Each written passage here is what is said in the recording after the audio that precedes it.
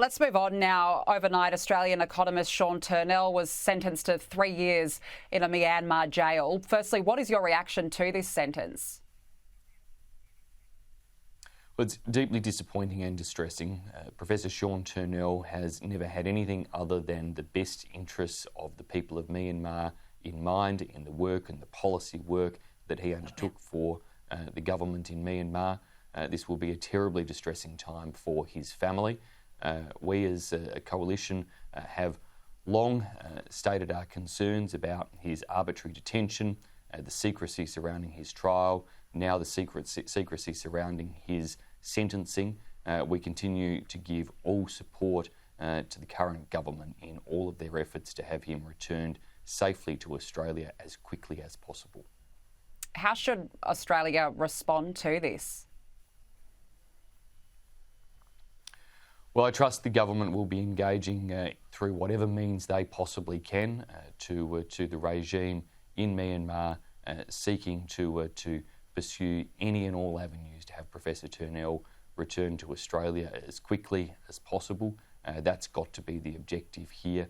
Of course, we all have the concerns, as I said, about the secrecy of the trial, the secrecy in sentencing, the handling practices and so on.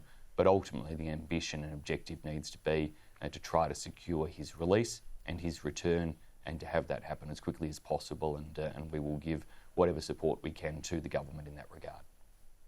I want to ask you about the Optus hack this week. Of course, it's been dominating the news headlines throughout the last week. In your view, has Optus handled this in the right way?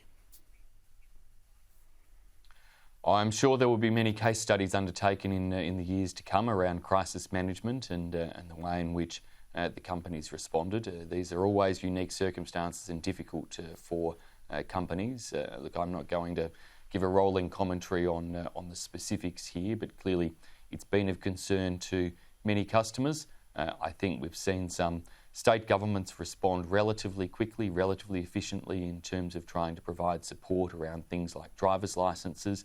It's been disappointing to see the federal government has been more flat-footed when it's come to matters around passport replacements or the like, and they really do need to get their act together to ensure that Australians worried about their privacy, worried about the safety of their identity, can be able to get those sorts of replacement documents as quickly, as swiftly as possible, at no cost to them, whilst negotiating for Optus, of course, to meet and pay compensation for costs incurred to governments and others.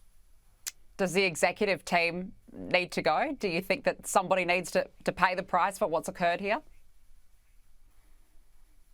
Look, that's a matter for Optus's management. They'll be conscious of the brand and reputational damage that's happened, and the fact that the longer uncertainties drag on, the longer concerns drag on, clearly that will be exacerbated, and that will no doubt weigh on their thinking about such matters.